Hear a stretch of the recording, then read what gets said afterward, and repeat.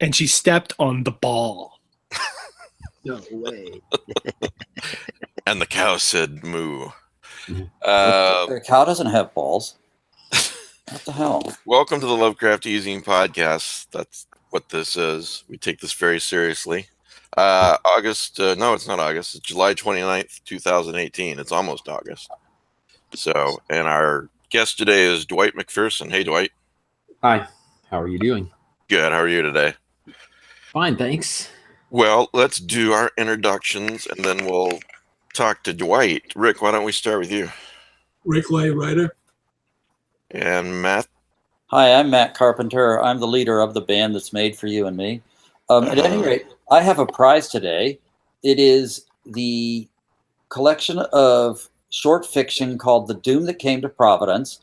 It was published as a tribute to the 2015 Necronomicon, edited by the great Joe Pulver.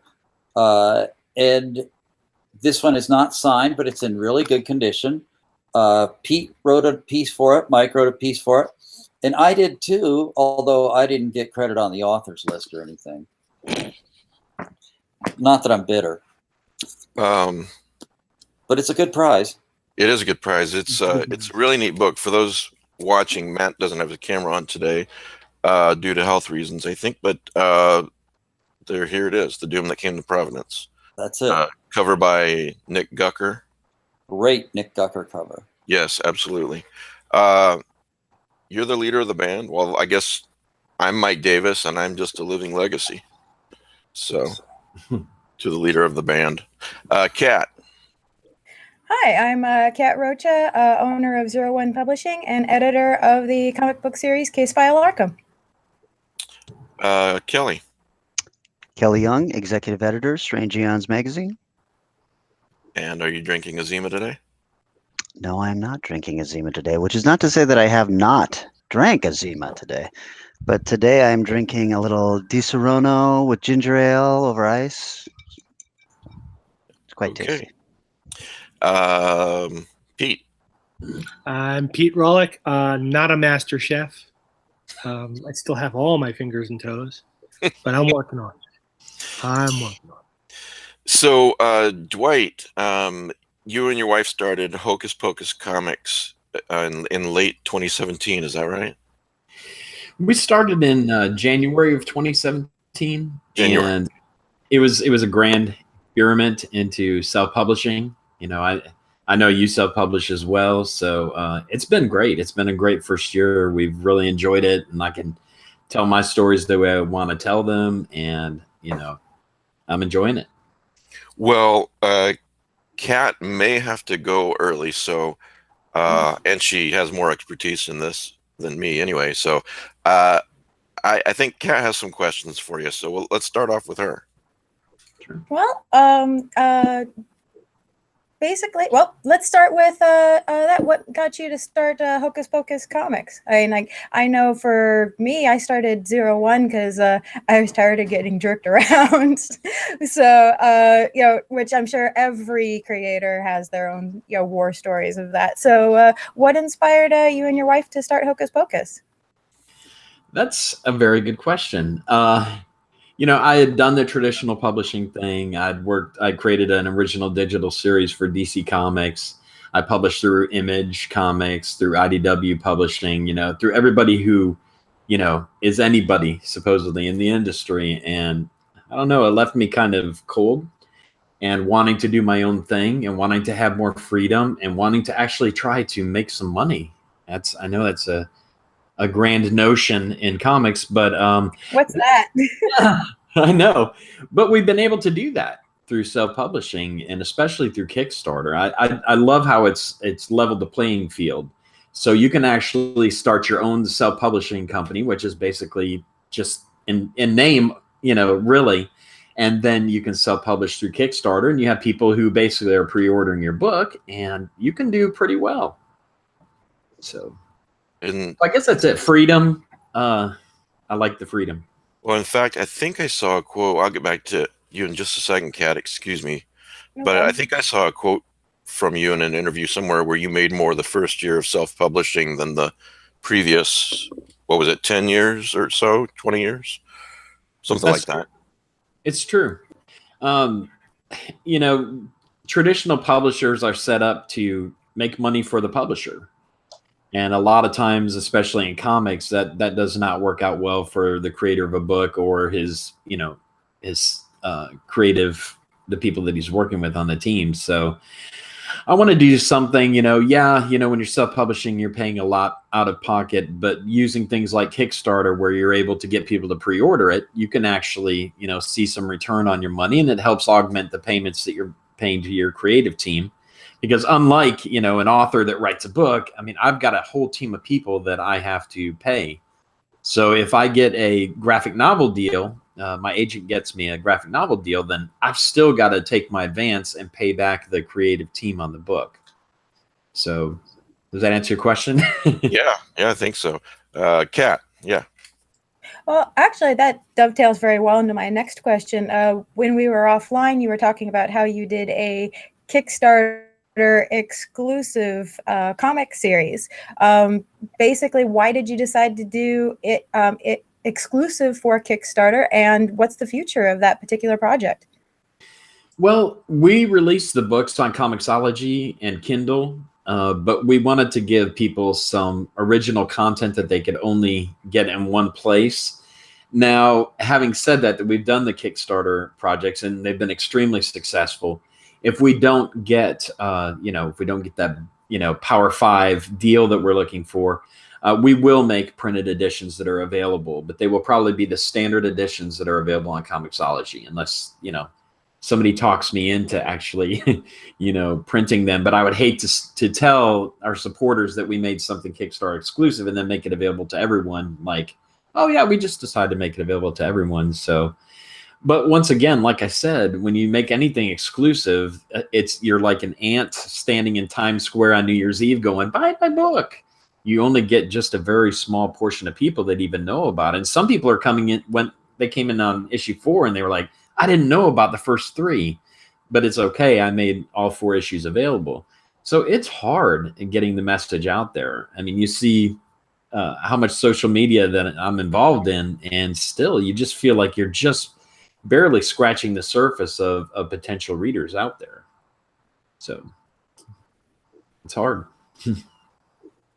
Yeah, No, it is hard. It's very hard. Also mention that we're talking about here The Imaginary Voyagers of Edgar Allan Poe. That's the book he's talking about.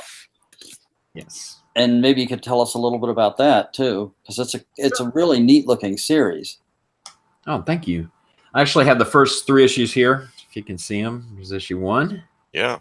David Hartman did the cover. He does a lot of work for Rob Zombie. He's a good friend of mine. Matt's just bitter that he missed the Kickstarter and doesn't. Oh, yes, I am. Issue 2, Roman Dirge cover, Lenore. And then issue 3, the Corpse Crew guys. They do a book called The Living Corpse. So those are nice. It's a lot of fun. Thank you. Kat, you have more questions? Oh, I've got tons, but Okay. let's turn it over to somebody else for right now. Okay. I don't want to hog all the time. Oh well, I'd be fine with me if you did. I usually have to do all the questions or most of them. So Dwight, what is the inspiration behind the Howard Lovecraft stuff? What makes you go that deep into child territory? It's something that's not child friendly. No, it's really not. When I was a kid, I guess I should give you full disclosure. I'm a preacher's son, okay? Oh, no, okay. Now I understand. That explains a lot, actually. So, When I tell people that, they're like, oh, okay, I get it. I don't know. I guess it was a time in my life when I discovered Lovecraft. It was just I was soaking things up. And Lovecraft had a huge effect on me, especially the mythos stuff. And I don't know. Why do I want to make a book for kids that's based on this very dark, bleak mythology? We'd like to bring nihilism to kids if we can. Yeah. There you go. Indoctrinate them into the world early, the real world. But yeah. Yeah. It was fun. We had a lot of fun with it. Yeah, my kids just got done reading Lovecraft Middle School, and Oh, they're like, "Oh, what else can we do?" And I'm like, "Well, there's this." And I'm like, nice. graphic novel? Hmm. I'm getting, the little side eye from my kids. And they're like, maybe. And so now it's just sort of like, it's in their stack. And it's making me nervous because, they don't care for books as much as I do. But, it's there. They're young. They're young. Yes. Yeah. They're learning. They're learning the hard way. I wonder if kids are reading less comics these days and more adults are. Because, my son loves Batman like I do, but he's just not into comic books at all. So, Well, I can remember, was it 2 decades ago, they did some study and they looked at DC was targeting the sort of like 20 to 50-year-olds, and then yeah. Marvel was targeting 18 to 12. Well, let's be honest. It's like people may have more disposable income, but when I was a kid and a comic book was 25 or 50 cents, it was easy to scrape a quarter or two together by, stealing my dad's change. Yeah. But now a comic issue is $4. Yeah. And Yeah. it's really, maybe I'm wrong. I just don't think it's as approachable financially. I have a friend of mine works at a local comic book store, and like on comic book day, guys come in and they drop $400 or $500 on comics, and I don't know how to do that as a responsible adult with kids. I don't know how to do that. But the other thing is they don't have as many comic books on regular grocery stores anymore. No. Yeah, you're addressing all the things that us comic, fanboys have been griping about. With the price point, though, the cost of printing comics has risen exponentially. It is expensive to print comics. The second thing is the direct market. I think everybody who's was not at the hub of that movement to take them out of stores and to put them into dedicated shops would agree that was like the boneheaded move of the century, to take comics that are available. There was a time when X-Men was selling 1 million copies an issue. And now it's down to maybe 100,000 because of the move to the direct market. So I think, some investors said, hey, there's a way that we can make these highly collectible and we can have shops that are dedicated to them and make a ton of money. But then when the investor boom happened, it killed it. And now you have these comic shops that are going out of business at an alarming rate. I know the one that my wife Rebecca worked at Meltdown in Los Angeles, and they've closed the doors. Nobody ever thought that would happen. It's just a shame. Meltdown But I see closed? Yeah, Yes. Meltdown closed. Oh, what a bummer. That was earlier this year, right? Yes. There's no comic book shop within 30, 40 miles of where I live. And so I read comics on Comixology, which is nice. It's not a collector type thing, but even then they're the same price as the printed comic.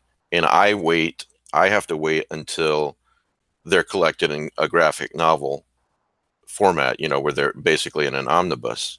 Yeah. And then I can afford to buy it. Sometimes, usually I look for sales on Comixology and I get those graphic novels Inevitably, when the sales occur. Inevitably, I even have to wait for the comic store to have a 50% off graphic novel day. Yeah. Wade through the bins and, pull out what I want, that's now 10, 15, 20 years old. And pick it up that way. There's very little that I want to buy firsthand anymore. Well, I'm very anxious to find out, like, for example, what's going on with Doomsday Clock at DC and everything, but there's no way in hell I'm going to buy those comics at the price they are. I'm going to wait a year and a half until it's collected in an omnibus, and then I'll find out what happened. But anyway, let's get back to Dwight. Yeah. Dwight, was Dwight? Hi, guys. Dwight, is it true that you are merely the face of the company and your wife, Rebecca, is the genius behind everything? Because that's what I heard. Well, That I Rebecca can told neither us that, right? confirm nor deny that. There's a hand that's looming off camera. No, I'm kidding. She's laughing. Yeah, Pete, do you have more questions? So okay, so you did this comic, and it's dark and it's depressing and it's for kids, kinda, and it's because you grew. But what attracted you to Lovecraft in the first place? I mean, why do this? Why, you've done Edgar Allan Poe. Yeah. So yeah, Lovecraft is obviously the next step in that evolution. Is I mean, are you just going to walk through the entire classic horror genre and do it all for kids and raise a generation of gothic nihilists? I think that's a great idea. I mean, is that the secret plan? I'm down, sign me up for the revolution, No, I don't know. Lovecraft it was always. I remember I had during those formative years I was telling you about. I lived in Largo, Florida, and we had a bookstore that was within walking distance for me, and I used to go up there and I found like Judge Dredd. I found some very cool stuff that they had there, and I found a lot of these old collections of the weird tales. And I was fascinated by the covers and everything. And I must have been 12 or 13 at the time, but I bought several of them and I took them home. And man, let me tell you, I was blown away. I was like, yes, this is awesome. Of course I had to put them under my mattress and stuff, but I don't know. I guess they made such a huge impact on me because that was a hard time for me personally. I was bullied in school, and you kind of feel like you're all by yourself. And I don't know, maybe if that's why I gravitated towards something that was darker and more nihilistic, or because I was also reading X-Men at the time, because the X-Men are the outcasts, right? I mean, but instead of being dorks and nerds, they were actually awesome. They had superpowers. So I don't know. I don't have any plans, to write like a Percy. Oh, did he freeze? He froze. He warned us about this. Yeah, he said he's got a storm going on in Florida. Yeah. Yeah. He started to invoke Percy, and it stopped. Well, while we wait for him to come back, hopefully he will. I was thinking about what he said a minute ago. You there, Dwight? No. There was a comic book store around in Des Moines when I was a kid, but comics were available at the Walden Books, in the mall. They were available at the grocery store. At the drugstore where I used to go. Yeah. Yeah. So you had to pass through the comics to get to the porn at the drug. I mean, Dwight's got an excellent point about that. Yeah. So, hey, Dwight. Hi. Loving that storm. Yeah, exactly. No problem. We found something to talk about for a few seconds. Rick, you have a question? Yeah. What year were you finding weird tales in comic book stores? Is this the revival or the original? Well, it was the 80s, and they had used books as well as new books. So I'd say they were 70s copies that I was actually picking up, and I could get them really cheap. I could get them for like a quarter each. So I'd say it was the early 80s that I was picking these up. So you weren't buying the original pulp. You were buying the reboot that they did. Yeah, I'd say so. And since then, I've gone back and bought several of the old, the old copies and such. But yeah, I loved them. I ate them all up, every one I could get. Surprisingly, they didn't have them in the school library. Now they do, if they have Edgar Allan or have Howard Lovecraft in the Undersea Kingdom. Damn those damn librarians. Dwight, I couldn't get any good stuff. Well, I could get Poe, and I'm thankful for that. So, Dwight, I'm at Hocus Pocus Comics right now, which for anybody interested in listening is hpcomics.net, if I have that right. That's correct. And then I clicked on the properties tab, and Elevator. What is that about? That looks very, very intriguing. Elevator, I've actually said it's it's Dante's Inferno for the 21st century.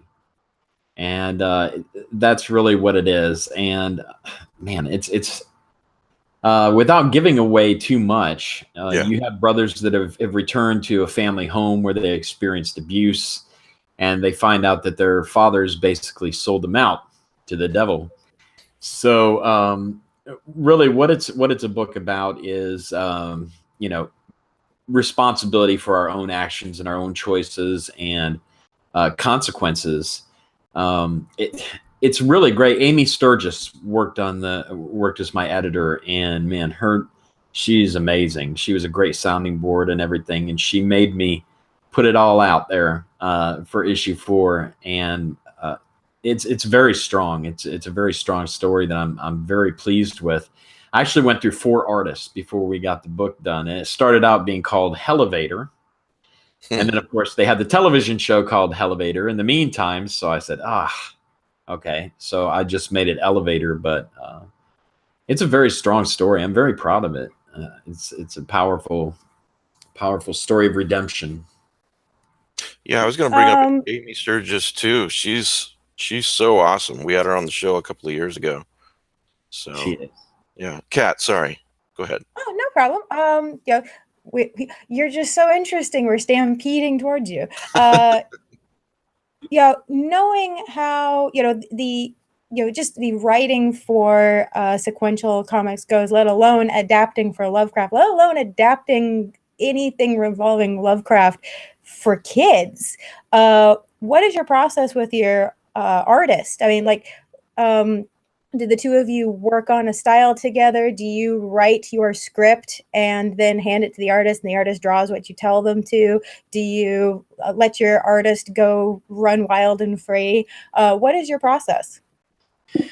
Well, it was very important to me that I found an artist who reads Lovecraft and that has an appreciation of Lovecraft. So they already have preconceived ideas of what Lovecraftian looks like.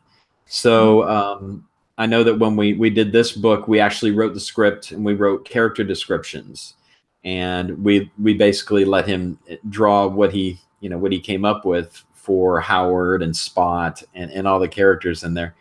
And, we basically approved or, disapproved and told him what needed to be changed. And, we just went from there. So really, I love giving artists freedom. I mean, they always perform better when the more freedom that you give them. So we gave him a lot of freedom in this, but I think he knew already, how, Cthulhu should look, and, how the Frozen Kingdom itself should look, and Howard, of course, right? So, but yeah, that's basically how we approached it. How we approached the story, I mean, that's a different matter.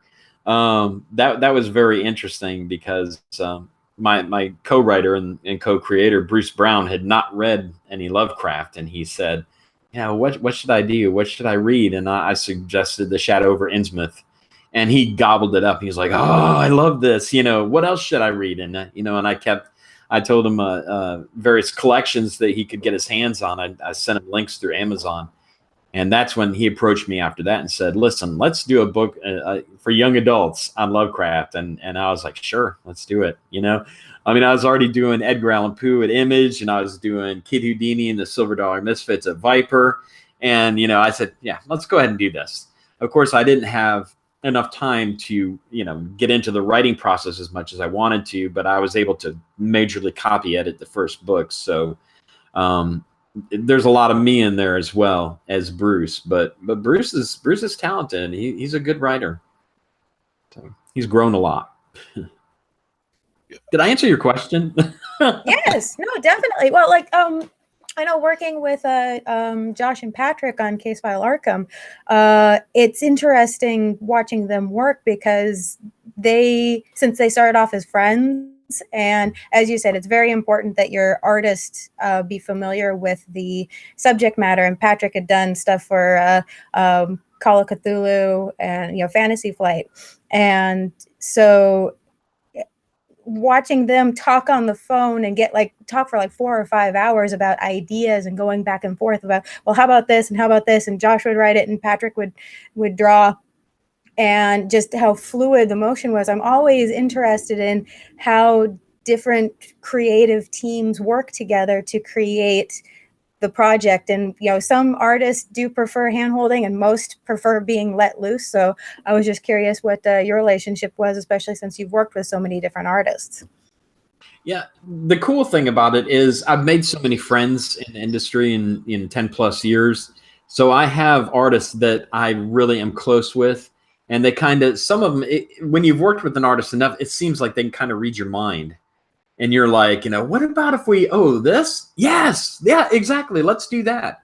So you get this kind of rapport, kind of, telepathy thing going with some of the artists that you work with. But they're all different. I mean, and you know this as well, depending on your script, every relationship is different. And somebody you maybe don't know as well, you want to give them as much direction as you can, while still having, I constantly tell artists this, listen, have fun. I want you to have fun doing this. I don't know. You know what I mean? Because there's something about it when they're not a pencil monkey, that you're paying to draw something, but they're an active member of your team who's creating something, a collaboration, a true collaboration, a meeting not only of you being the writer, him being the artist, but you coming together and saying, well, what about this? Yeah, we can do that. And they feel pride in the creation as well. Exactly. Yeah. And that's what you want to do. You produce greater work that way. So if I could go in a slightly different direction, it sounds like you've been in the industry a while. How did you get into I mean, a lot of us collected, or comic books or read these stories when we were kids or adolescents, but you've sort of gone further and gotten into the business. How did that happen?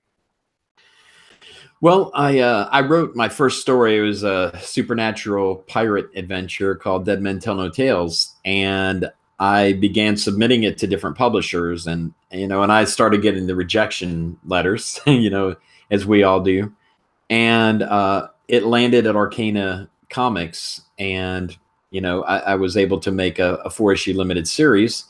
It was funny. I shopped it as a 12-issue limited series, and he said, "You got 4." And I was like, "Oh my God, all this material that I have, saved up." So I compressed it into a 4-issue miniseries. But it's gotten harder. Back when I broke in, every comic publisher online, they had a submissions page, and it told you exactly what you needed for your pitch and what you needed to include as far as art. Like usually a cover, 5 pages of art, synopsis. When you're submitting. But, looking at comic publishers' pages today, some of them don't even have a submission page on it. And then others, most of them now, they don't want you to, it's a don't call us, we'll call you kind of thing. So they've kind of closed the door on submissions as well. So I think that's why Kickstarter, there's been such a boom at Kickstarter and Indiegogo and Comixology, and, because we've got other outlets now. So it's like, you want to close the door, that's fine. We'll go over here and we'll do our own thing. And I think it's caused a real boom of creativity and just a overflow of great stories. I mean, some of the projects you'll find on Kickstarter are, to me, better than a lot of the ones that are being published by the big 3. So in a ways, it's been good in a way, but it's easier than ever to break into the comic industry because you have web comics. I mean, man, they're nominating web comics now for Eisners, for Harvey Awards. You can get your book collected. You can get a movie deal. You can get a cartoon deal just by having a web comic. The aforementioned Comixology. I mean, you have so many outlets now that you can break into the comic industry that there's really no reason to do it or not to do it. With it being as easy as it is. So the catch being that it needs to be great. It needs to be a quality comic. It should. I mean, Well, yeah, I mean, you get a lot of bad stuff out there too. Yeah. That's the downside of it, I guess. But I mean, it kind of is filtered out in Kickstarter, and I mean, don't you think? And I mean, a lot of projects don't make it. My first Kickstarter, didn't make it, but I learned from that, and I went on, and yeah, there's a lot of bad stuff, and it's going to be filtered out, but there's a lot of great stuff. And what's happening now is the traditional publishers are looking at Kickstarter and going, wow, we really like this. And they contact you. I mean, my agent contacted me because of my Kickstarter. My plan this summer was to send out query letters to literary agents, and he contacted me, because of my Kickstarter. So that's awesome. I mean, I know, fellow author friends that have been sending query letters forever trying to get an agent. And, that is like, okay, summertime job done, So that was really cool. Yeah, I love hearing stories like that. How, in this day and age, you can create something of quality, you can create something that's great and break out.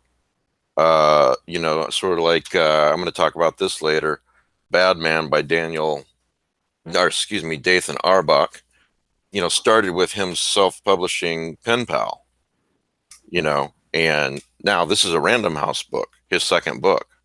Right. But yeah, I love stories like that. Yeah, they're paying attention. They're out there and they're looking. Yeah. They're constantly looking, and I think it's going to explode from here. I think there's going to be a lot more stories like mine. So, and we're seeing it. Kat, do you have any more questions? Oh, gee. Let's see here. Well, how long have you been in this industry? I mean, I actually have one of your original issues of Jim Reaper way back in the day, and I picked it up at the store when it first came out. I was like, wow, this is neat. So just, since you have been in this industry as long as you have, what has kept you in this industry in the face of rejection letters and the industry changing and just everything? That is a very good question. Well, thank you for buying Jim Reaper. In the first place, you're one of 5 people who. No, I'm just kidding. Yeah. It was funny. It was actually passed around Titmouse. Are you familiar with Titmouse? Oh yeah. It was. They loved it. They loved it. And I was like, "Are you gonna option this?" And they were like, "No, but we love it, man. We love it." And I was like, "Okay."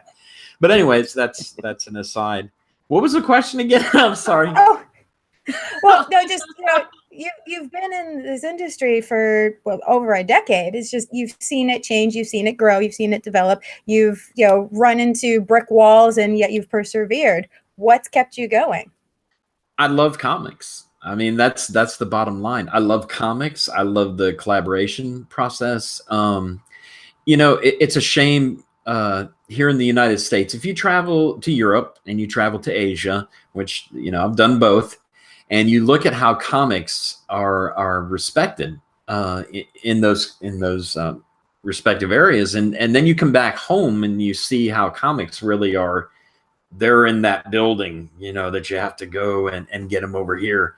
But they're so revered. And I remember I was riding a train to Seoul, South Korea, and people were actually reading, manhwa, and they were reading them, and they would put them down on the chair beside them when they got up and left. And the next person would come and sit down, and they would pick up the manhwa and they would read it too.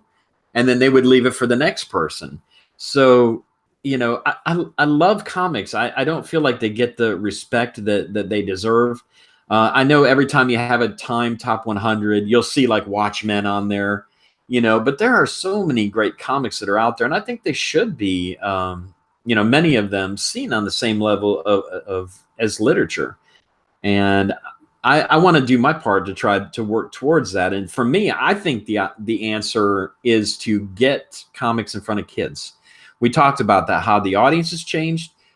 You're absolutely right. Okay, Marvel and DC, they are selling to older audiences.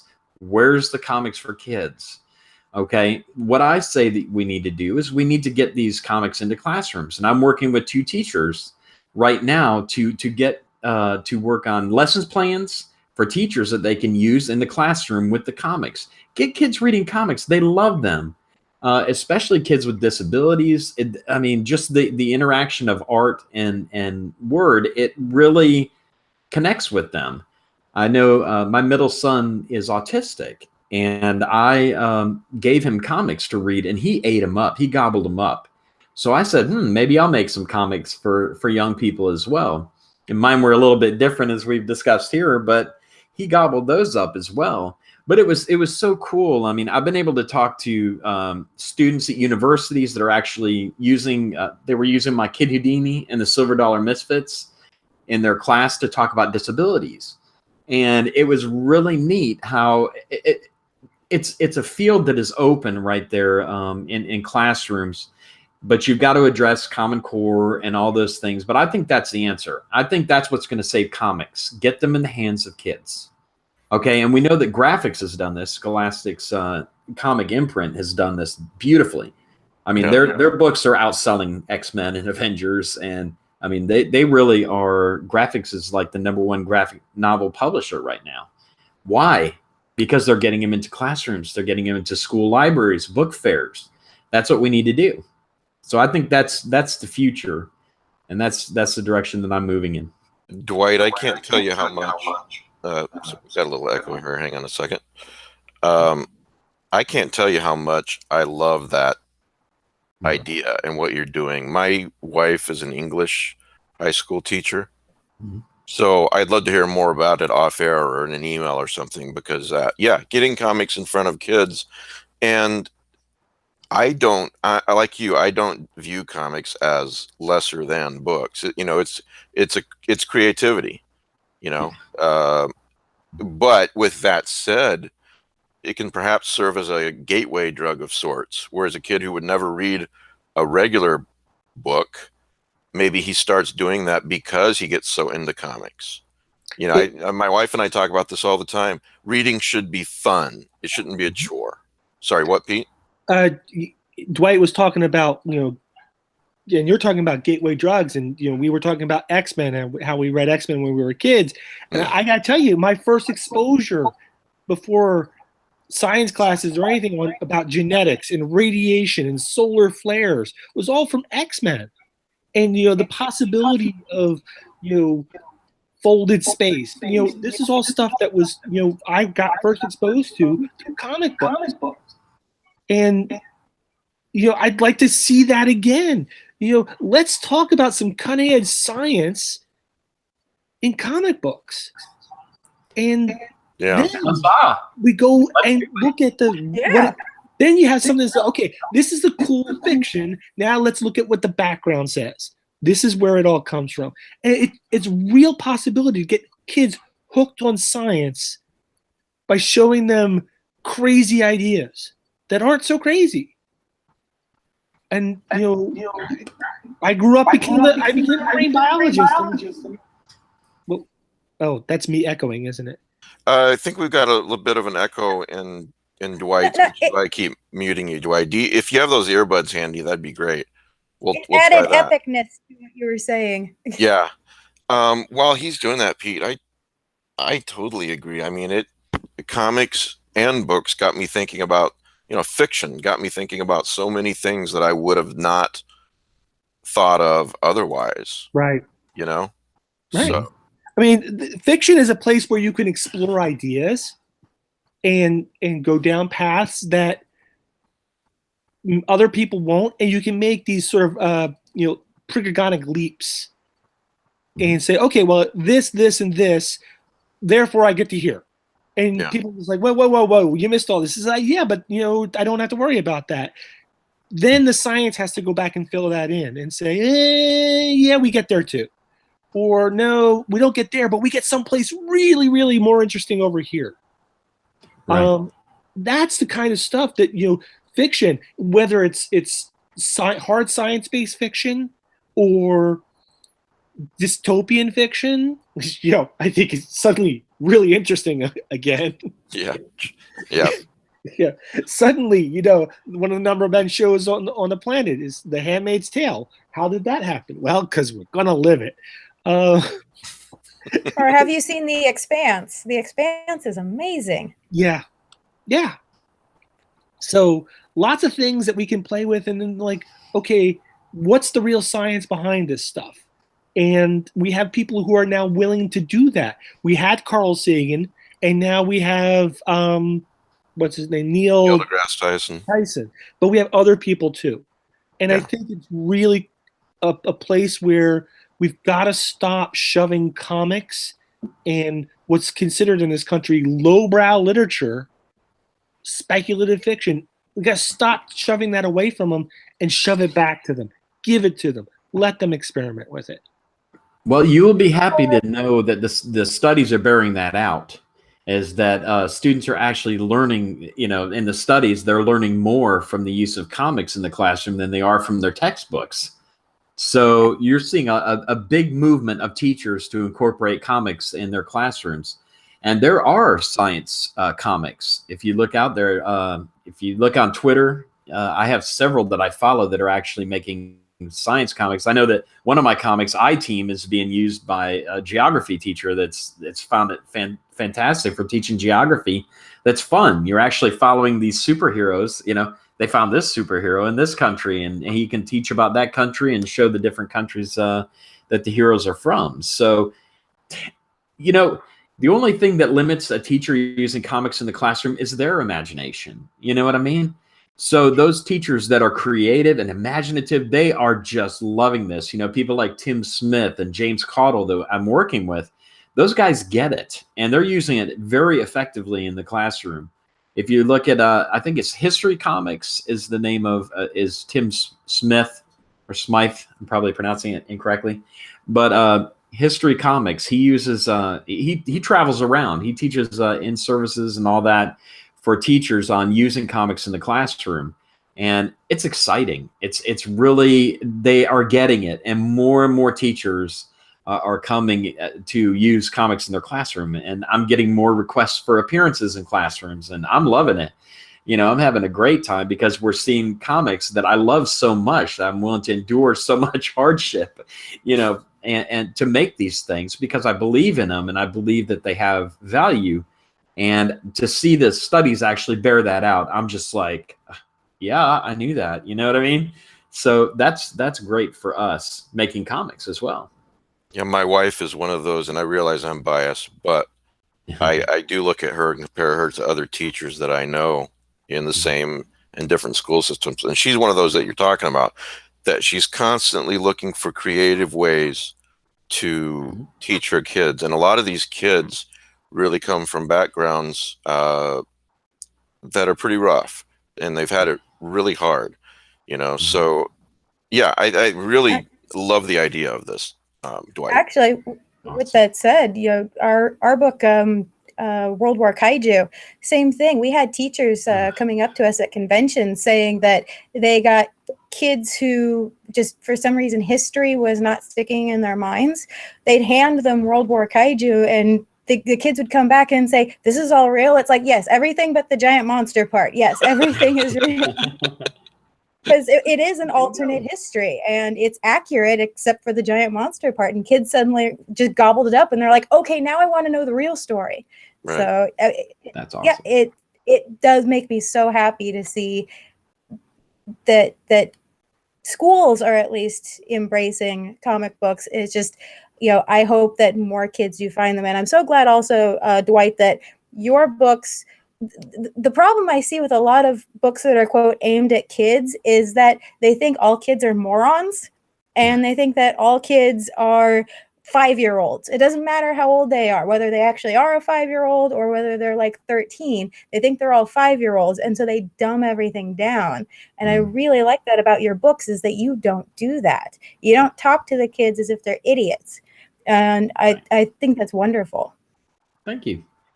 Yeah, and I've found that they'll respond better if you actually treat them, with respect.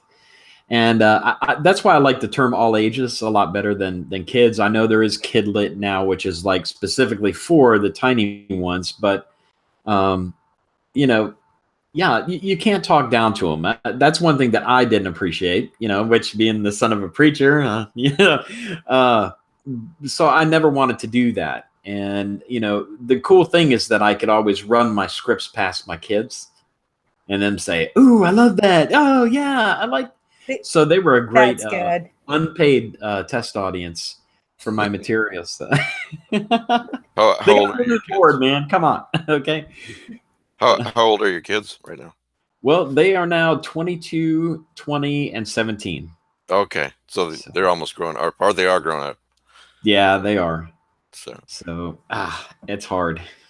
My yeah, oldest is in the Air Force, so that's difficult having him halfway across the nation. But yeah, I bet. So Howard Lovecraft and the Undersea Kingdom, Howard Lovecraft, and what, 2 or 3 other books. Yeah. So they were made into movies. Let's talk about the movies. What's your reaction to the movies? read the books.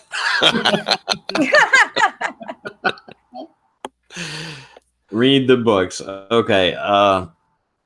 You know, a good thing though is, you know, maybe even a bad movie or a movie that's not to your liking as the creator or one of the creators encourages them to buy the books, you know. That's my hope. Yeah. You know, when it was made clear to me and Bruce that the films were being made, we approached the publisher and we said, we will write the screenplay. We don't want anything. We just want this to be done right. And he did not accept that screenplay. And as you know, it's all about the contract that you have. So we got what we got, and we had no creative input whatsoever on the end results. So, Well, you got some magnificent voice talent. What was it? Ron Perlman and Christopher Lee, is that right? I think it was Chris Plummer. Christopher Plummer, Yeah. excuse me. Yeah. Yeah. Yeah. And I know that let me see, he's got Mark Hamill, and then in the next one, I think he's got Shatner coming up for the 3rd movie, and you're just like, wow, that's really cool. Yeah, that's great. Kat, sorry, what were you gonna say? Oh, I was just going to say that it's been my experience that Hollywood types aren't happy until you're not happy with what they're doing. So that's and why they a will do contract anything is so important. A good Yes. contract is so important. So, Well, you know, you and I talked about this yesterday during the video test, Dwight, that I think it was Stephen King said, or somebody said it to him, I can't remember, that no matter how bad the movie is, they can't change a word of what you've written. You know, it's still there. very true. exactly. So, And that gives us some peace. Yeah, exactly. Even I get those hate letters, I'm just like, you know, hey, I had nothing to do with it, bro. You know. Except, Well, you know, oh, go ahead. so I was a big fan of Dark Horse's Alien series. Oh, yeah. After the 2nd movie came out, after they did a comic where the main character was Newt, and she gets rescued by the soldier that got his face melted off, and they go off and they have an adventure. You cannot buy that comic anymore.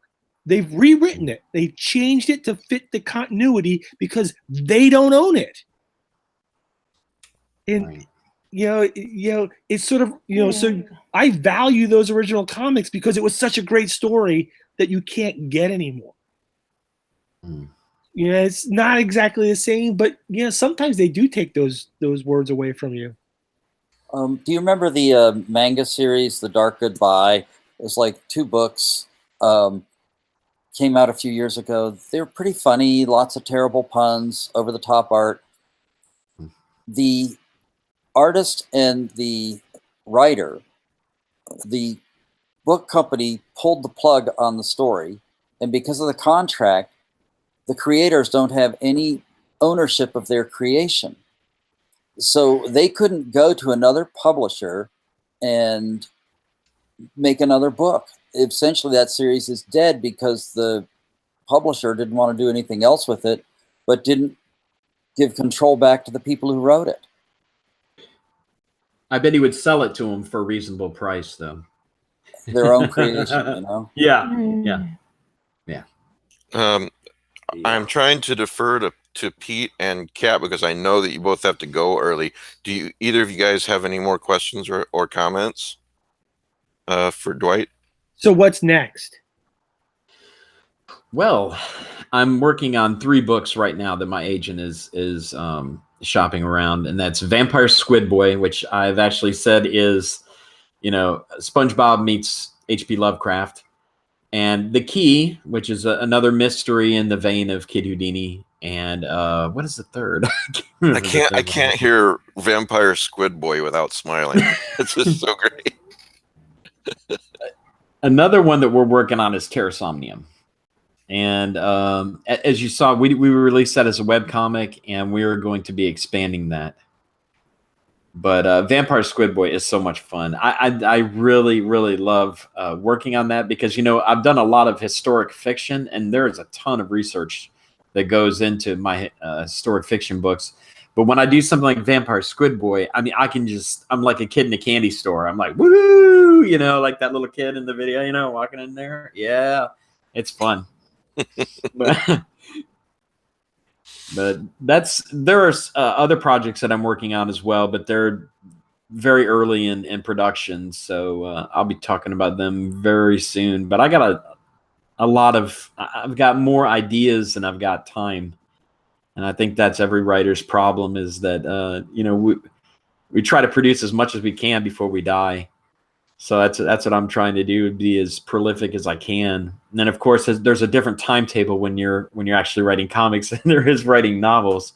But because you have to wait on the artist and the colorist and the letterer and editing and everything that goes into it. But I'm excited about the future. I've got some great projects, the ones that I mentioned that are coming up, and then others in the future, and good times. And we're having fun with HP Comics as well. So we're moving into year 2, and we think the sky's the limit for us. Thanks to our awesome readers. I mean, that's what it comes down to. Any more Kickstarters planned? As of now, yes. We have one planned to start October 1st for The Key. And I'll be releasing some more material about that as we get closer. I'm just kind of trying to keep it under wraps. It's so exciting. As a project, how would I describe it? It's like The House with the Clock in the Walls meets I hate to keep saying Harry Potter, but I would say Harry Potter. And it's a mystery, and you have a child who's dealing with the death of his parents and trying to cope with that, and also solve a mystery about where he comes from and who he is in the meantime. And you may see some Lovecraftian influence on that one, but good times. Kat or Pete, anything else? Oh yeah. I'm actually going to walk out. So nice meeting you. And nice meeting you too. yeah, Thanks, maybe Pete. I'll drop you a Facebook line. Please do. Stay in touch. All right. Have a good dinner, Pete. Thank you. See ya. Nice. See ya. Kat, anything else before I? One last question. Sure. What is your process when you do the historical fiction? Like you said that you do a lot of research, which is wonderful, but how do you decide where the line is between fiction and entertainment? Because not making it a textbook, or where do you leave something out, or where do you put something in? That's a very good question. I mean, it's artistic, really license. I try to get the dates correct. I want to make sure that the dates are correct, that people show up in their life that they would have interacted with. I try to keep it as authentic as I can, really entrenched in the time that I'm writing it. But, there's a lot of playroom there. I mean, we don't have a day-to-day, on Harry Houdini, for instance, during the time that he would have been a young man that ran away from home and joined the circus. So it gives me a lot of wiggle room in there to play with.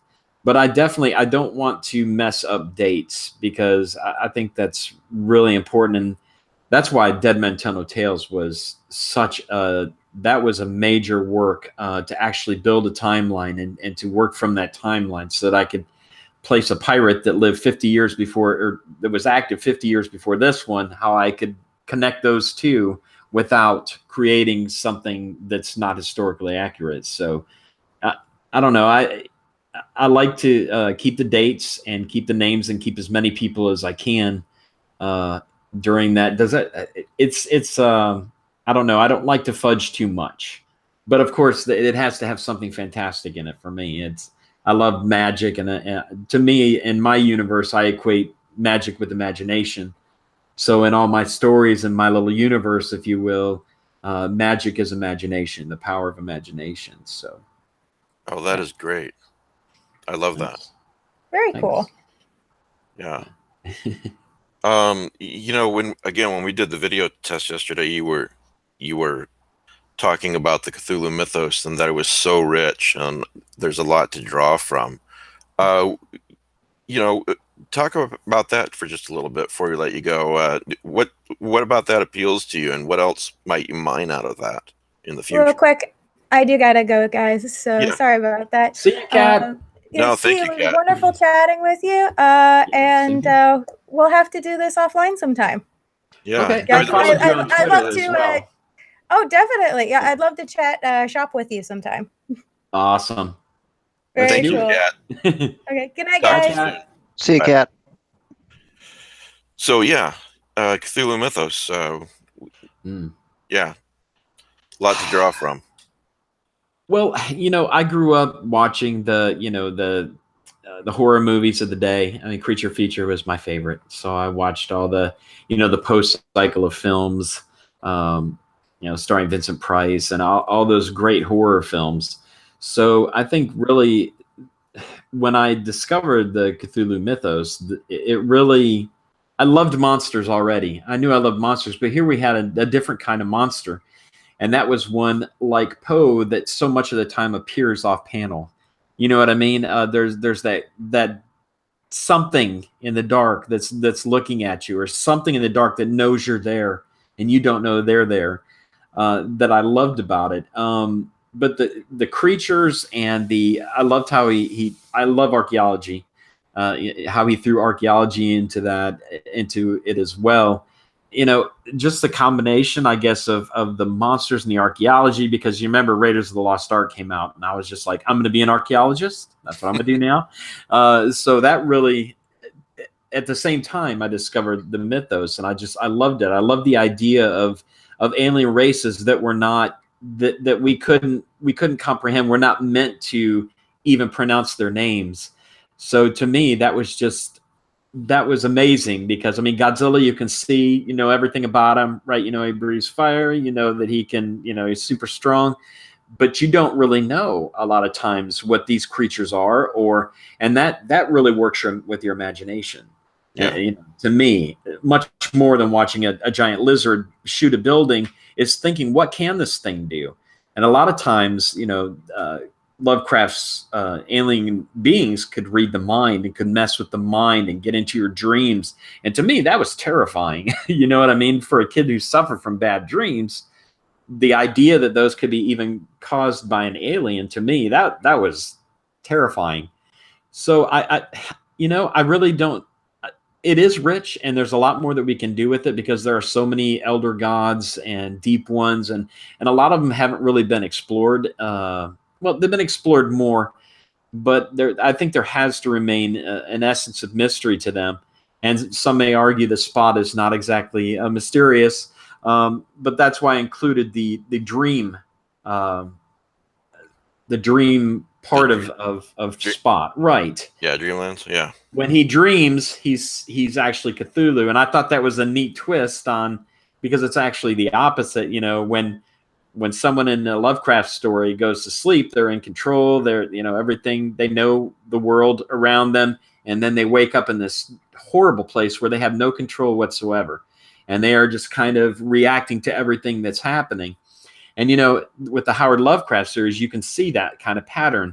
He starts out kind of having some meter of control, but then all of a sudden it's totally out of his hands, and so I guess that's what really fascinates me, is the idea of of someone who we know the world and we know that, we know so much about science, and yet there's things that we don't know. And I can imagine that confounding the wise man to find out that he doesn't know everything, so that I mean, I could go on and on forever. I think it's a love, sign of wisdom to know that the more you learn, the more you realize that you don't know about the universe. absolutely. Absolutely. Speaking of Indiana Jones, wouldn't it have been great to have an Indiana Jones Cthulhu mythos story where he finds like the Cthulhu idol or something of that nature? Yes. That would be awesome. I would volunteer to write that in a heartbeat. Rick, you have a question? After Lovecraft, is there any other mythos writer who particularly captivates you? Wow. I mean, there's so many. I mean, you can go through the list of, August Derleth and Clark Aston Smith and Algernon Blackwood, M.R. James. Like I said, when I found these paperbacks, I mean, I got a treasure trove. I wish I had been able to hold on to them, but going through several moves in the Army, I spent 14 years in the Army, and that beloved box of books, it just vanished. Yeah. But yeah, I just ingested everything that I could during that time. So yeah, I love them all. And anytime that I find a new book, I try to read as much as I can, but my time is very. I can't read as much as I used to. I had a surgery on my eyes, and it makes it very difficult for me to read. I have to read large print a lot of times now, and but I love to read. I still love to read, and of course I got to hold it like this, in order to read it. But I do what I can. But yeah, I love all of Lovecraft's contemporaries. Thank you. Yeah. I don't know if you are a Kindle person at all. I love print books and I love my Kindle books as well. But, if you are, that you can make that print pretty big on the Kindle. So that's helpful. Yes. You don't have to buy a large print book per se. You can just make the font larger. So right. And I'm a big fan of libraries, and libraries have a lot of large print books. So I'm very thankful for that. Matt, you have a question? Okay, so here we're talking about this one particular medium where you've had some foray into the film medium as well. Do you have any other projects that are going to be going away from, say, comic book printed word format that are in the works or you're inquiring about? Well, the good thing about my agent is that he also operates in the Hollywood arena, if you will. So he's already sold film rights to several of the book properties. So they are being shopped, and I know that he is looking to do as much damage as he can with these books. If he can get not only into a Power 5 publisher, he's looking to get into Netflix. He's looking to get into one of the movie houses. So as far as right now, I'm can't say much. I'm assuming. No, I really can't. But it's got to feel good that's happening, though. It is. It does. And I've had false starts. Yeah. Thank you. I've had a lot of false starts. I remember when Kid Houdini and the Silver Dollar Misfits came out, my phone was ringing off the hook. I mean, I was talking to CAA over here and WME over here, and this producer calling me, and nothing ever came of that. So I know not to get my hopes up, to be guardedly optimistic, and we'll see what happens. Well, I've just got a couple more questions, and then I'll let you go if no one else has a question. But my first question is: do you have some favorite comics? I see the Avengers on a poster behind you. Do you still read, Marvel comics? Do you like DC comics? What are some of your favorites, or favorite superheroes, or favorite, indie comics, whatever? Like current or like of all time? Yeah, look, either way you want to answer it is fine. Yeah. Okay. Let me see. Wow. I mean, X-Men has always been a favorite of mine. I have a buddy who's working on Old Man Logan right now, Juan Ferreira. So I'm picking that up and enjoying it. I'm finding a lot of comics on Kickstarter that I really enjoy. For instance, this last week I picked up Captain America from Marvel, and I do try to read some Marvel books. But I mean, I got what is that called? The Magic Order by Mark Millar. That is phenomenal. 2 issues have come out, and I've really enjoyed it. And it's a Netflix comic, so I'm kind of wondering if we're going to get a Netflix series, which I hope we will. I don't know if you've read the book The Magicians. They actually made a sci-fi series out of it, and once again, I'm like, dude, yes, sorry, man. I saw a bit of the series. Yeah, yeah, I remember that now. But some of my favorites through time would be Swamp Thing, X-Men, Captain America, Nexus by Mike Baron and Steve Rude is incredible to this day. I love the Hulk, Astro City. I could go on and on and on, but I will not. But yeah. Matt, did you have something else? Oh, nothing. The Magicians TV series is well worth a watch. Season 1 was great. Season 2 was good. Season 3 was great. Okay. I love the book. Well, I'll finish up with the question that I like to ask every creator. What, and for some people, their answer is, financial, whatever. But what is success as a comics creator mean to you? What makes you feel successful? And obviously money is always a factor because we got to eat, and pay rent and all that sort of thing. Oh, yeah. Well, to me, success is being able to do what you love to do and having enough money that you don't have to beg. You know what I mean? That you can cover your bills and do what you love. I don't think there's anything greater than that. And so for me to be able to tell my stories the way I want to tell them, and to see, enough money to be able to pay our bills and have a little extra, to be able to do some fun stuff, because it's about experiences when you have kids, right? You want great experiences.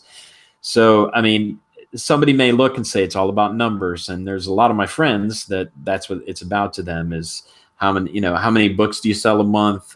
Do you have any movie deals going on right now? Do you have any cartoons? Are you working for Marvel and DC, which I get all the time? Wait, do you want to work for Marvel and DC? I wouldn't refuse a job from them, but to me, I would rather tell my own stories. But I would like to work for them. Sure, I would definitely write a book for them. It would be unlike anything else they've got, probably. But yeah, just to be able to do what I love and to be able to support my family and be there for my family when they need me. That's all the success I need.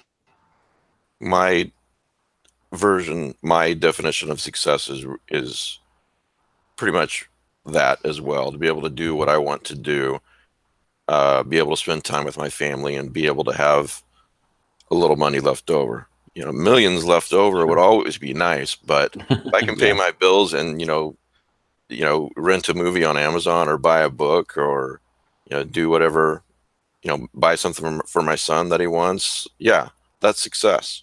So everything else is gravy on top. You get $1 million, that's just gravy. Yeah, I agree with that. Okay, well, before we let Dwight go, does anyone else have any questions for him? Or did we exhaust it? Dwight, I think you've watched the show, so we usually spend some time talking about a few other topics after we speak to the guest, which is you. So you're more than welcome to stick around, or you can leave now, whatever you want to do, whatever your schedule requires. Okay. So I think I'm going to get back to it. I was actually revising a script today, and I need to get that done. But I just wanted to say thank you for having me on the show. Thank you for coming on. We talked in the very beginning when you were first formulating this, and I'm glad to see where you've taken it. I think it's a wonderful thing that you're doing. It's a great resource for Lovecraft fans. I'm trying to do the same thing with the Raven Lunatics for Poe fans. I just want to say before I go that I'll be at Necronomicon Tampa this year, October 19th through the 21st, and I'll be doing a panel on Lovecraft and comics. So, if any of your fine viewers could join us during that time, that would be fantastic. I'd love to see them there. So, and again, your website where people can pick up your comics is hpcomics.net, right? Yes, that's correct. So, thank you. All right. Well, thank you, Dwight. Really great talking with you. And my pleasure. Thanks for the kind words. So all you have to do is close your browser to kick you out of here. So, okay. Take thanks a care. lot. Dwight. See y'all later. Take care. Of course, any success that I've had is due to Kelly Young. I don't say that often, but we all know it's true. Absolutely. I want to know more about Necronomicon Tampa. That's the first I've heard of that. Me too. It is it's not really a Lovecraftian convention per se. They just use the name. It's science fiction horror. I linked the web page on the eZine Facebook page. You can look at it. I think it's more like, one of those ones where they take this cool name, but it's sort of a huge umbrella, not a Lovecraft specific thing. So nothing to do with Niels and the guys at No. Necronomicon Providence. All right. No, not as far as I could tell from reading the website. Well, I think Rick wants to talk about Castle Rock. I'm sure you guys do too. What'd you think? Did you watch the first 3 episodes? Because there's 3 episodes on Hulu. Yeah. Okay. I'm fascinated by where they're going with this story. I'm wondering if they're doing a variation on a Twilight Zone episode called The Howling Man, in which the devil was imprisoned somewhere. Oh, that was a good one. Yeah. I wondered that too, and I wondered if we, instead of the devil, we were getting an incarnation of Flag,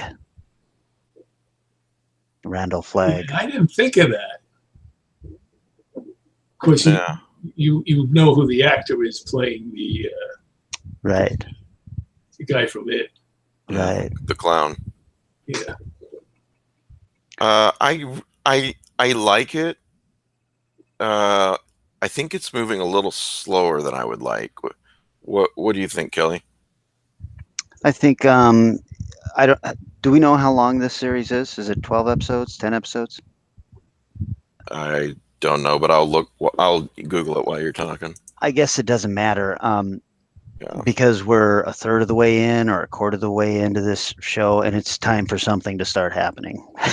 It is moving slow. I like you. I liked it. I thought the acting was spectacular. It's a really good-looking show. But I was wondering when something was going to start happening.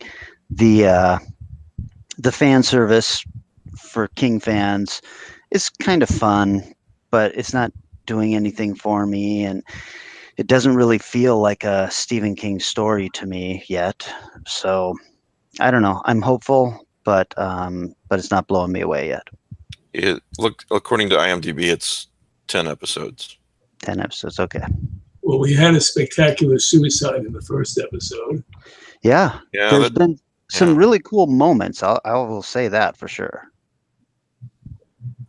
Yeah, and that guy, I forget his name, but he's such a great actor. As soon as I saw him, I thought, oh, great, he's going to be in this. Terry O'Farrell. Yeah, and... Terry O'Quinn. Yeah, Terry O'Quinn, yeah. Oh, Terry Quinn, I'm sorry. And it doesn't look like we're going to see too much of him. Of course, we've seen a little bit more of him in flashbacks. And by the way, this is not a spoiler. This is like the first, 5 minutes of the show? So... I like the mood of it. I really do. I'm really a sucker for small towns with, horrific secrets and all that stuff. I know it's a trope, but when it's done well, I really like it. Kind of like Evolution, the movie. Oh boy. Oh Jesus Christ! Here's what I really like. Bring up that movie again to me, or you're dead to me. Yeah, Kelly, go on. I mean, okay, so I was talking about the fan service and all that, and it was kind of neat to see, to have mention of Cujo and the Castle Rock Strangler, which of course was a big chunk of the Dead Zone, stuff like that. But what I really liked was when we get those shots overhead of Castle Rock, the events of needful things have obviously happened. This is a town that has been destroyed and is rebuilding, or maybe is still dying. It's hard to tell if they're coming back from it or if they're just dying very, very slowly. Yeah, the most blatant reference to needful things was the news clipping about the shopkeeper vanishing after a storm. Right. But if you Right. stop that and zoom in, you'll see Leland Gaunt and his name in the article. Nice. So yeah, I mean, like I said, I'm hopeful. But like you, I'd like to see it really kick into some kind of gear here. If we're 3 episodes into a 10 episode series, and I don't know if this is going to then turn into an American Horror Story kind of deal where we will follow a different story with another season, or if this is just going to be a continuing thing, because they have called this an anthology series. Now, do you know who's doing the writing? I mean, there's no actual input on script direction from King, right? No, and JJ isn't doing any of the writing or directing, as far as I can tell either. I didn't recognize any of the names, but I didn't research them either. He has his names attached to it just because he's producing it, or I mean, doesn't have any creative input, so it really doesn't mean anything. Well, and he's done right by me so far with 11/22/63, which I thought was a really nice adaptation, and that was J.J. Abrams and Hulu together. So I think we all kind of had our fingers crossed and our hopes high for this. Well, I really like the mood, but yeah, you're right. It's dragging a bit. It's time for something to happen. So, while we're on the topic of TV writers, Kelly, I've got a question. It seems to me, correct me if I'm wrong, that in film, the director is, King Banana, and the writers are sort of below him. They're, the director is the one who gets a lot of the glory. Yeah. But it seems like in TV, it's the opposite, that it's the writers who get more glory, and the director is just, okay, this nobody directed this episode, and this guy you've never heard of directed this episode, and so forth. Am I wrong about that? Or? I think that's probably right. That's the feeling I get too. I've done no work in television, so I can't really say. Philip would be the one to chime in on something like this. But I think that's the feeling I get also, is that the writer's room are the kings in television, which is definitely not the case in film. I mean, as a writer in film, you're generally not allowed on the set even. Your stuff is bought, and the next thing you know about it is when it comes out in theaters or straight to video or whatever the thing is. Yeah, you see conventions. Supernatural is a good example. You've got the actors, and then you've got the guy who is behind it all, and then you've got the current writer / showrunner. There's no director on those panels ever. Yeah. So. Yeah, it's interesting. And JJ is, is a smart guy. I'm sure that he's pulling from a group of people who he's either mentored or has had some kind of relationship with, because, he's done his whole mystery box teaching throughout the years and stuff like that. So I'm guessing he's grabbing a bunch of writers who have either been inspired by or directly taught by him, so that he knows that he's going to get something that feels like it came from him.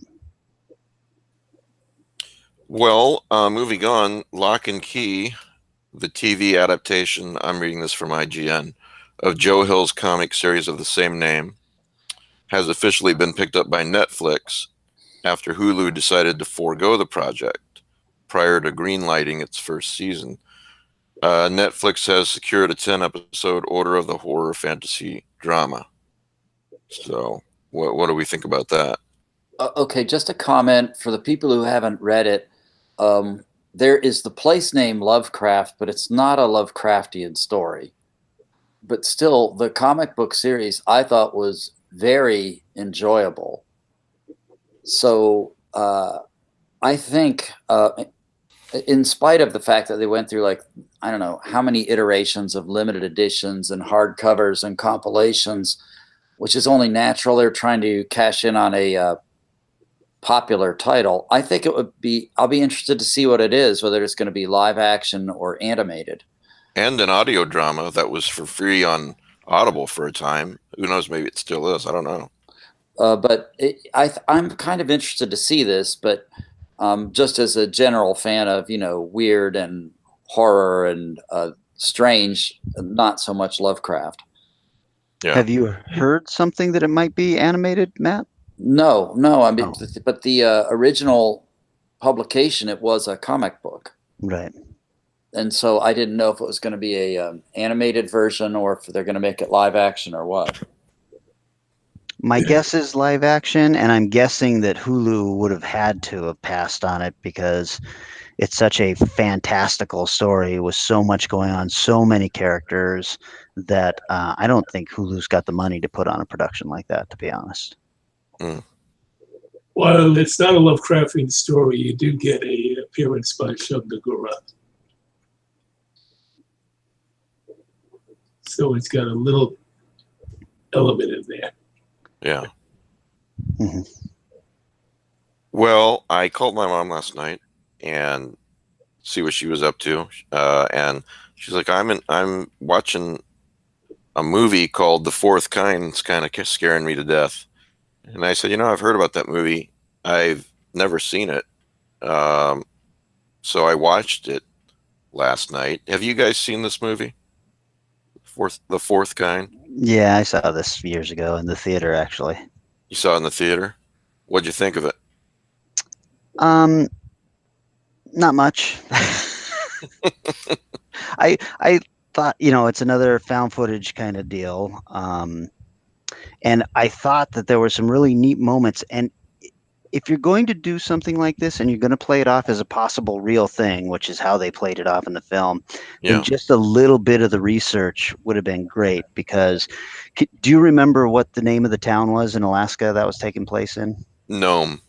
Nome, yeah. So I've been to Nome briefly, like just a drive-through when I was like 14 years old, and it is flat as a board, and there is nothing up there. The trees are about 12 feet tall, and that is it. And so I was getting into this until they started showing all these shots of things coming over the mountains and stuff like that, and I was like, that's not fucking Nome. So it pulled me right out then. But in the Star Trek 2009 movie, I was surprised to learn that in Iowa we have some kind of Grand Canyon sort of thing. that he drives the Corvette off of. Yes. Yeah. Like, I don't remember seeing that in the cornfields, but what, a lot has changed in 100 years. That's the future, That's true. That's true. It is the future. A couple hundred years from now. Anyway, Kelly, you were saying. I think, like with any movie, I do recall there being a couple of really neat moments that I thought were really effective, as in scary. So, what did you think? I thought the same thing about those scary moments, which I won't spoil for anyone who hasn't seen it. I also thought that it wasn't just another alien abduction movie. It was more of it almost hinted at kind of a Lovecraftian feel that, in some of the language that was translated, like, possibly we created you, we're God, that sort of thing. And I wish they would have explored that. The first 2/3 of the film I liked, and then I thought it kind of petered out. So yeah, I was don't disappointed remember with the evening, with the ending. Excuse me. Don't remember enough of it to remember how I felt about that stuff, but I do remember thinking that for a movie that is playing off of Spielberg's Close Encounters of the Third Kind title, which is, a pretty family-friendly film, I thought that there were some awfully scary moments in this one, and I liked that they had gone almost all horror for this one. So I think my verdict is it's free on Amazon Prime right now, and who knows, perhaps it's on Hulu and Netflix. I don't know. I watched it on Amazon Prime, I guess my verdict is it's definitely worth a watch if you can watch it for free or even $1 or $2. But I wish they'd have gone in a different direction or done more at the end. Yeah, remind me, it is set up to be like they've got footage of the the actual events that happen, and then they come right out and say that we've got these actors who are doing a dramatization of some of the other scenes, right? Exactly. And if you don't Google this, you fall for you can easily Google this and find out that that's absolutely not true. But they set it up that way. And if you didn't Google it, you'd think it was actual found footage. Yeah. I don't understand the point, since the internet exists and we can look this stuff up. I think they should have played it straight and just said, a regular movie, this is what happened. So, Yeah, but, I don't know. Anyway, who knows? It's definitely worth a watch. That's not a new movie at all. That's almost 10 years old, I think. Yeah, 2009, I think. I've just never gotten around to watching it. So, well,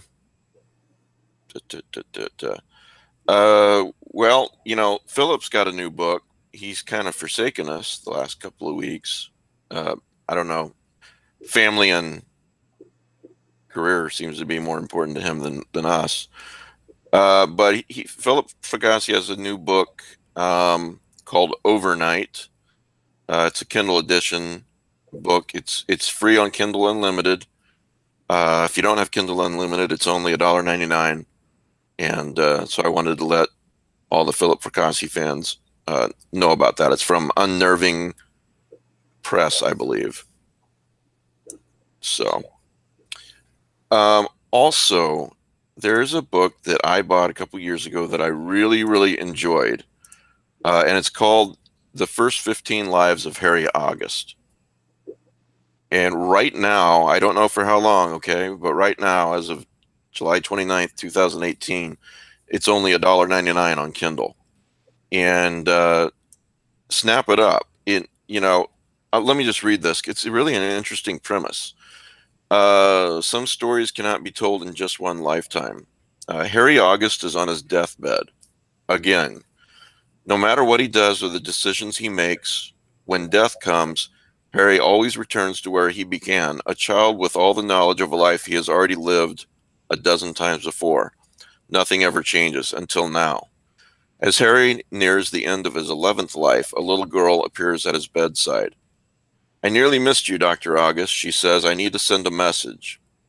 This is the story of what Harry does next and what he did before, and how he tries to save a past he cannot change and a future he cannot allow. It's interesting how this guy lives his life differently each time. He lives his life, for the first time, and then he's reborn in the body of I don't know, maybe 10-year-old child, whatever it is, his 10-year-old body back in that time, but he's got all the knowledge of his life before, the previous life before him. And there's other people who have this gift as well. And about his third life, he finds out about him, and it's sort of a society. They protect one another. And I guess that's all there is to say about it. It's a really, really good book. I can't recommend it highly enough. Sounds interesting. Yeah, I'll check that one out. It to me, the plot sort of has a little bit of echoes of the movie Moon. Did you see that? Yes. With Sam Rockwell? It was a very good movie about this guy. It turns out he's a clone, and he keeps Spoiler, Matt. Spoilers. Spoiler, shit. Christ. Well, the hell, the movie's what, more than 10 years old. Oh my God. Anyway, continue. Please continue. Well, he can't. He has no knowledge of his life, and then he acquires it. It's. I thought it sounds very similar in some ways. In some ways, but yeah, it's not really like that at all. This guy's not a clone. He just goes back each time with the knowledge of all the lives he's lived before him. So again, the title of the book is The First 15 Lives of Harry August by Claire North. So, snatch it up for $1.99, and you know what? If you read it, send me an email at lovecraftezine@gmail.com. Tell me what you thought of it, because it's one of my favorites. So, and I had to pay more than $1.99, by God. So, Joe Pulver's book, A Long, Dark, Grim Road, will be out soon with the cover by Dave Felton. I'm thinking 2 to 3 weeks, and we'll be ready, and it'll be available on Amazon. So, it's a novella, and it's really, really good. That's exciting. Yeah. I saw that cover. It looks great. Yeah. Yeah, Dave Felton, I mean, the guy's about as talented as you can get. So, also, if I can preach about There Will Be Time, the best time travel novel ever written, it's available on Kindle now for $4.80. So, anybody that's heard me talk about that and hasn't bought it yet, now's your chance. Or you can keep shaking your head at me for bringing this up. We've talked about Pen Pal in a previous episode. Apparently somebody at Random House is under the mistaken impression that I am important in some way, because I got a surprise in my mail the other day, and it was his next book, Bad Man, by Dathan Arbach. And compare this. Look at this thing. It's pretty thick compared to Pen Pal. Yeah, no kidding. That's a book. Yeah, that's a book, and I have read it already. And it's about this guy. He's 15 years old, takes his 3-year-old brother to the grocery store with him. He's got a headache. He puts his head against the wall for just like a few seconds, turns around, and his 3-year-old brother is gone, vanished. And then it flashes back to 5 years later, and this he's living in a small town, and there are literally no jobs available except to work in this grocery store as a stock boy overnight. And so that's a pretty weird setup, and some really strange things happen. And it is creepy. Like Pen Pal. Pen Pal was very, very creepy. I think it's, one of the creepiest books I've ever read. This book, the problem with putting out a masterpiece like Pen Pal right off the bat is that people kind of, I think, expect more of the same in a different way, maybe. I don't know. And this is a good book, and I do recommend it. But don't go in expecting anything like Pen Pal. But it is creepy, and it's also kind of a heart-wrenching, sad book, because it explores what happens to this family when you lose a kid like that. So, Pen Pal, I downloaded that. I haven't gotten to it yet. Nothing supernatural going in that, correct? I refuse to answer that question. Okay, then. And you probably will refuse to answer the question if a bad man is supernatural or not. Yeah. Okay. I will refuse to answer that question. I think you should find out for yourself. But yeah, do read Pen Pal. It's not going to take you long, and it's pretty hard to put down once you start it. Okay. So yeah, this comes out. Bad Man comes out, is available on August the 7th, I believe. So, okay. Anything else, guys? Do we have anything else to talk about? One thing, I downloaded and listened to the audiobook of The Dead Zone by Stephen King, read by James Franco. And I really enjoyed it. I've always enjoyed the book anyway, but I decided I wanted to give this a shot since I enjoyed that Pet Sematary audiobook so much. And I don't think, because the last time I read Dead Zone, I was maybe 30, the creepy parallels to Trump's rise to presidency were not obvious to me because it hadn't happened back then, obviously. It is shockingly similar to Trump's presidency. I mean, not presidency, but his run up to the election and the people that were supporting him and getting behind him and everything. All of this stuff happens in the Dead Zone in an eerily similar fashion. I'll go you a couple better. There's a DC put out a biography of Lex Luthor years and years ago, and the cover looks just like the Trump biography book. So, yeah, the guy who played, his name escapes me right now, but the guy who played Lex Luthor on the 90s Superman series said that his inspiration for playing Lex Luthor was, at the time, Donald Trump. How funny. Yeah. I like that guy. Was that Gene Yeah, I do Hackman? too. Not Trump, the actor. No, it wasn't Gene Not Hackman. Gene Hackman, yeah. And John Shea. John Shea, and you know what? He's no matter what you say about the 90s Superman series, you know, he got a little campy. But John Shea is right up there in my mind with Gene Hackman for favorite Lex Luthor. I can't decide between the two, but he did a really great job. You know. So yeah. Oh, and the other thing, you know, everyone was expecting, I don't like to get into politics on this show, so I'm going to keep this very short. But you know how so many people were expecting Hillary to win. Well, you know, it really reminds me of Ray Bradbury's short story, A Sound of Thunder, where they go back in time. You know, you're not supposed to touch anything. You have to stay on the path. And the good, it's on the eve of the presidential election in the story. And the good guy, you know, quote unquote, is a shoo-in to win. And one of the guys, when they go back in time, they step on a butterfly accidentally.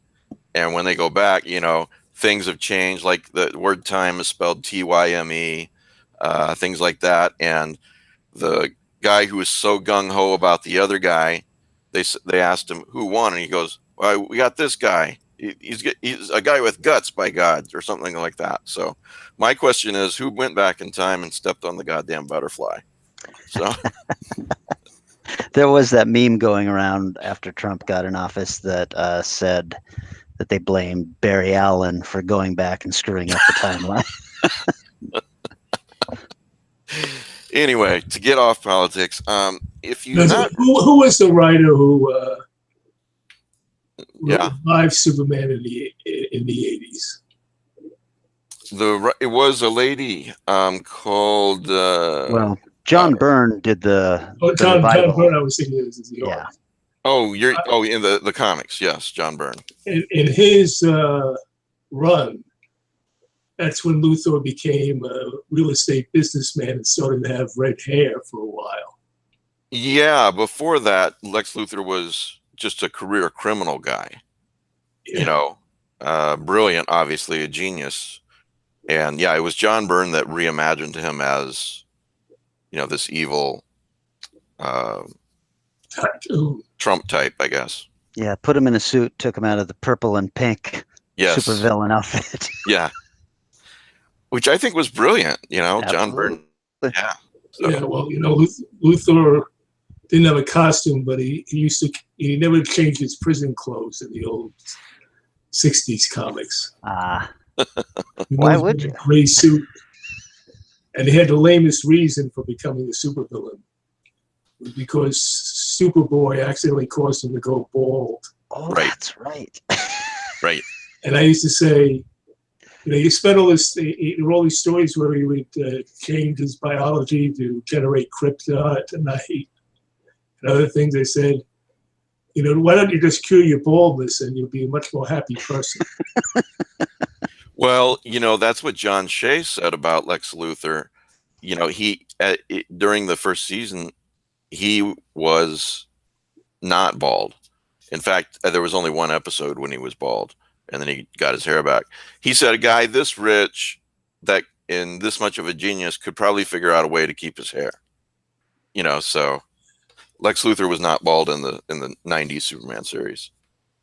Geez, and if you could have just shown him Fast and the Furious 8 and sat Statham and The Rock and Vin Diesel all up against each other and said, look, man, bald is fucking great in the future. Just relax a little bit, give it a couple of years, and you'll be fine.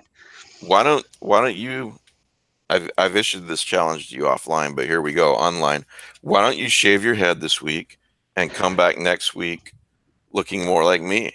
My head is shaped like an egg, so I mean the only reason I wear this beard is to kind of give myself the semblance of a chin. But if I actually took off the hair on top, then you'd all realize I was a cone head.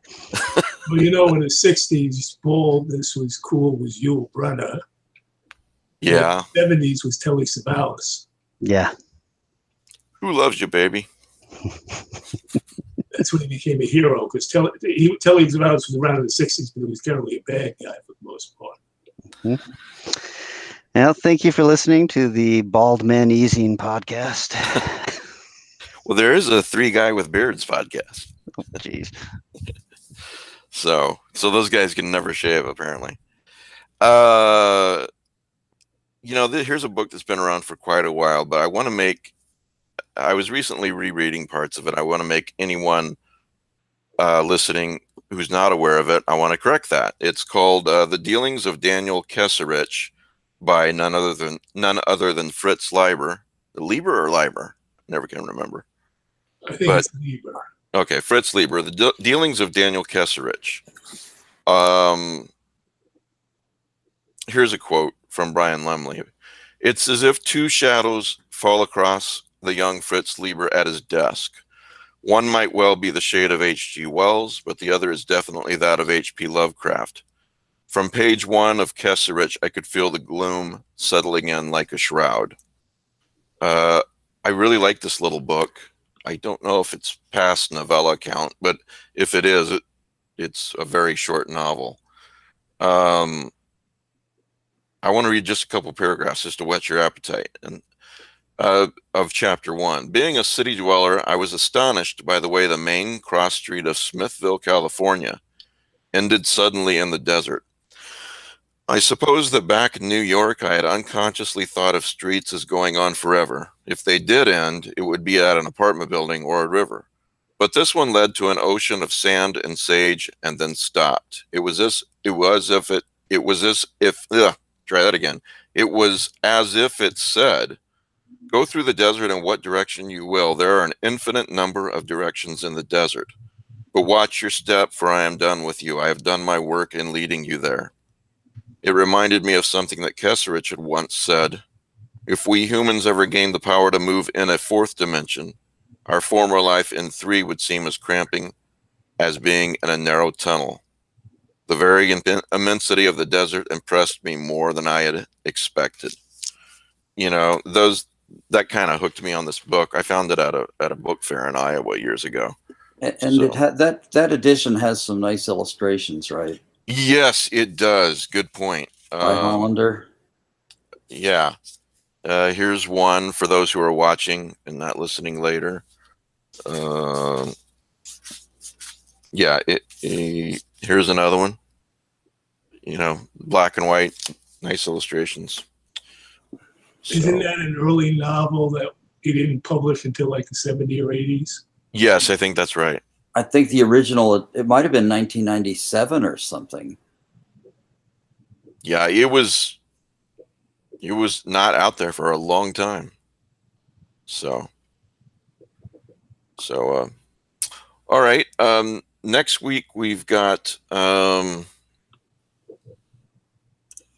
sorry, I'm blanking on a lot of things today. Next week, you were off next week. Next week we've got nothing. I was trying to remember the person after that. Yeah, you're right. Next week we're not going to have a show. I'm moving my mother down from Iowa to here to my apartment complex in Texas. So she'll be about 60 seconds away from my door, so I can help her out as needed. And then on August the 12th, we've got Glenn Hirschberg, which I think, Rick, you'll have a lot of questions for him probably. So, and then the week after that, on August 19th, Victor Lavelle. So that should be a good one. Good stuff all around. Yeah, we've got some great guests coming up. So yeah, you got a prize, Matt? Yes, I do. This is The Doom That Came to Providence, the small collection of stories that was like a tribute to the 2017 Necronomicon. Not too many copies available now, so here's your chance. Yeah. It's got stuff by what is this?